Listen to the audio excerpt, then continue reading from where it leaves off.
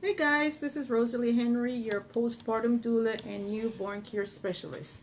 Today I would like to give you an idea as to what a typical night is like for us caring for multiples. Yes, more than one. We have done twins, we've done triplets, and I've had the opportunity of doing quads. So I am excited about caring for multiples. My first the first thing I do when I get to a client's home is ask how was the day. And if there's anything going on or they're concerned about anything, we pretty much, go over it and kind of discuss, how we can help to make it better. And if they are, breastfeeding or bottle feeding, whatever, always ask when was the last feed, and based on what time the last feed was, then we can kind of like have an idea when the next feed will be. The first thing I try to do is get them on a routine. I don't really like to use the word schedule at the early age because it kind of sounds too rigid, and I don't want parents to feel like, okay, it's written in stone and this is the way it's supposed to be, because babies do not come with manuals, and they pretty much sometimes will decide, what happens when it happens. And I always tell parents that babies are like blank slate. They're teachable, and it's what we kind of pour into them. We have to be consistent. So I always stress, start a routine from day one. And the first thing you need to do is feed them at the same time, or else you'll be feeding around the clock. If you're breastfeeding, tandem feed. Your best friend is going to be your best friend pillow. That is like a boppy pillow, but it's flat. Tandem feed. And if you're bottle feed, you have to have rock and play. If it's 2 or 3, you put them in there and you bottle feed, or you prop one up. But if it's 3 or 4, get them on the same feeding schedule. And when I do that, and the reason why I like doing that is if one is spitting up or choking or something, you can easily put the bottles down, grab that baby, care for that baby. And, if that baby needs to be changed, they're in a safe place, so you can easily, change that baby and go back to feeding again. And what I do is, if they are bottle feeding, I make sure when I get in, if the bottles are dirty, I make sure all the bottles are clean.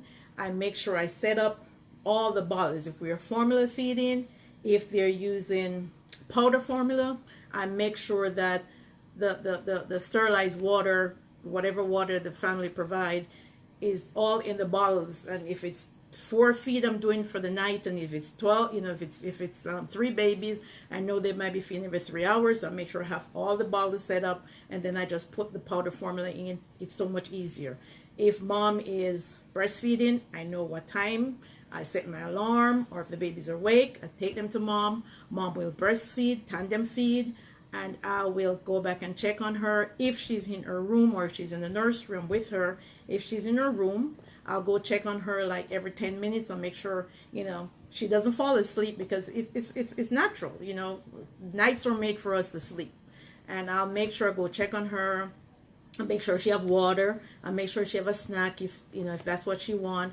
But I'm pretty much keeping up with her and making sure that, she's okay and the babies are okay, because that's what I'm there for.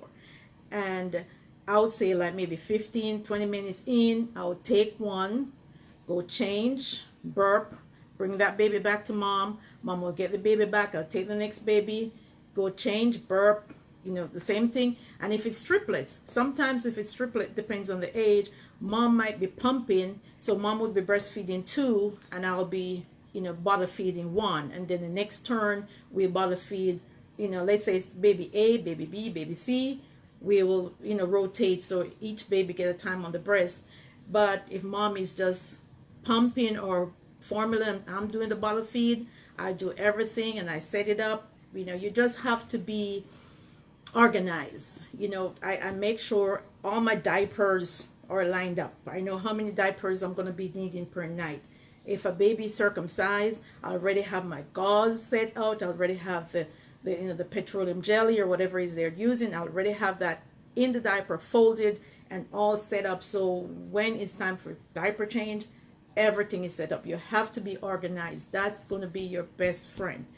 I even lay out extra clothing, extra swaddles, just in case baby have an accident. Everything is within hand reach, and I get them back to bed, you know, as close to as possible together. You know, I mean, like I said, you know, they have their own personality. You're always going to find that one is going to be a little more challenged than the other. One might have a little more, like, have a sensory issue. So you have to make sure that that baby need a little more attention. I'm Michelle. Thanks for watching. I'm Marquita. Guys, send me some hearts. Send me some thumbs up. Send me some love. I really appreciate it. You know, thanks for watching so much. Okay, so, you know, and I log everything. So in the mornings, I turn over everything to mom or, you know, to dad, the parents, and, you know, so they at least know what's going on. Okay, for the nights that we're not there, I always suggest to the parents, make sure you have a station depending on, thanks for the hearts, guys. Make sure you have a station set up. Depends on, you know, how your house is situated. If you have like a ranch style house, I would suggest like you still have the nursery, you have your bedroom, and you still might have a common area. I always suggest that have multiple changing areas, because you just never know where an accident is going to occur, and you just need to grab a diaper, you just need to grab some changing clothes. So have multiple changing stations just to be easier. If your house is multi-level, definitely have a changing station or have a place on the main level, you know, the nursery, your bedroom, you know, so at least you're not going up and down, especially, you know, I've had clients who have vaginal birth with twins, but most time it's a C-section. So you do not want to have to be going up and down the stairs, you know, every time you need to do a diaper change or a baby spit up, or you need to, you know, do a, you know, feed. So that's you know, one of my always tips I always tell my clients, you know, to be aware of. And also, like at nights, or, you know, that you have to do it, make sure you have everything at hand's reach.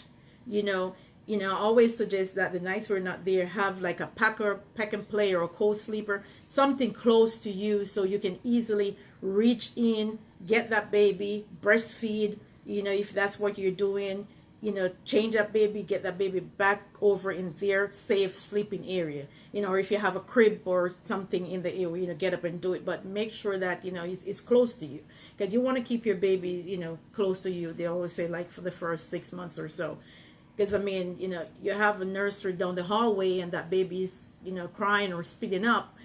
It doesn't matter how you say you're a light sleeper. I've had clients who tell me, okay, you know, just tap the door, you know, before you come in and I'll hear you. No, I have to actually walk into that room, poke mom, you know, touch her, wake her up, because, you know, she's in a deep sleep. So it doesn't matter how in tune you are, you know, something can happen, your baby might be choking or something and you just don't hear. So I always suggest that the nights that we're not there, you know, to have your baby, you know, close by.